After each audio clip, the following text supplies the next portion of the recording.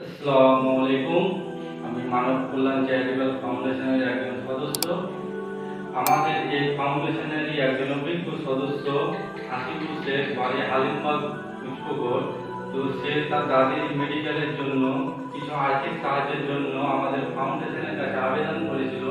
তো আমরা আমাদের ফাউন্ডেশনের পক্ষ থেকে যতটা পেরেছি, আমাদের ফাউন্ডেশনের তরফ থেকে আমাদের সামর্থ্য অনুযায়ী আমরা তাদেরকে আজকে গিয়ে সাহায্য করে আসলাম।